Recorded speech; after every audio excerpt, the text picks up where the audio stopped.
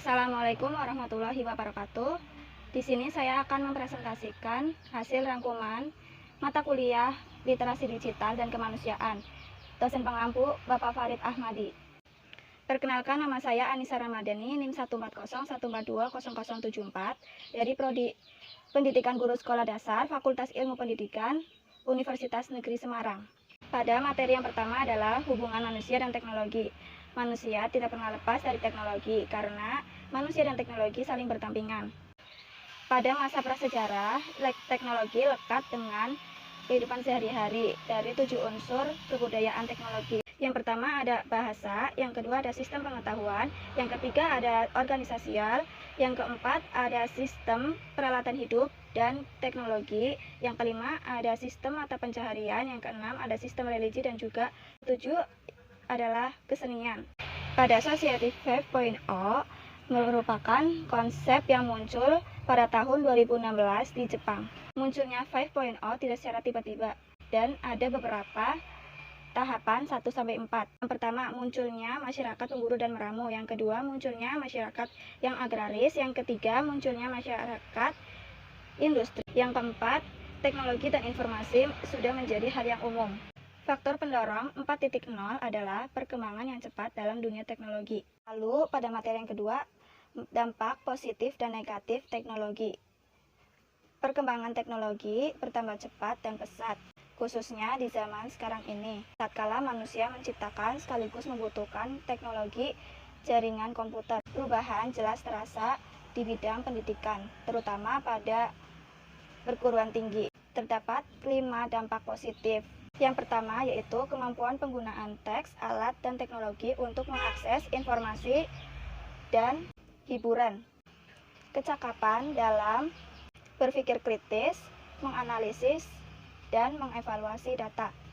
Mampu mengkomposisikan pesan dalam praktik yang kreatif. Kemampuan untuk berefleksi dan berpikir etis.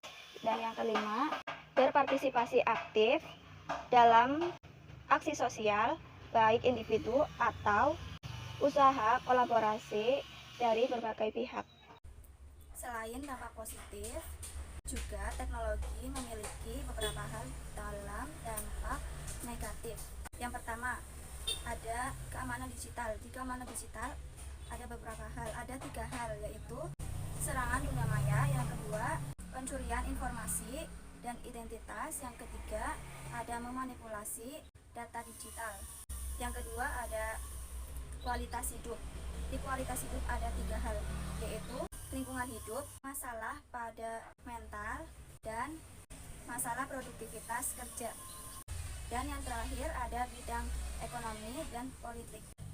Lalu pada materi yang ketiga, konsep dan pemanfaatan Internet of Things dan Big Data. IoT didefinisikan sebagai sebuah penemuan yang mampu menyelesaikan sebuah masalah yang ada melalui penggabungan teknologi dan dampak sosial. Tujuannya adalah untuk memperluas manfaat dari konektivitas internet yang tersambung secara terus-menerus. Cara kerjanya adalah dengan memanfaatkan sebuah argumentasi pemrograman yang dimana tiap-tiap perintah argumennya menghasilkan dua interaksi antar sesama mesin yang terhubung secara otomatis. Lalu pada materi yang keempat adalah konsep dan pemanfaatan Artificial Intelligence atau AI. AI artinya kecerdasan buatan. AI merupakan mesin yang belajar dari pengalaman, menyesuaikan diri dengan inputan baru dan melakukan tugas seperti manusia. Konsep AI ada 4. Yang pertama ada thinking humanly atau berpikir seperti manusia. Yang kedua thinking rationally atau sistem bertindak secara manusia. Yang ketiga acting humanly atau sistem bertindak seperti manusia. Dan acting rationally atau sistem bertindak secara manusia. Pada materi yang kelima ada konsep dan pemanfaatan e-commerce.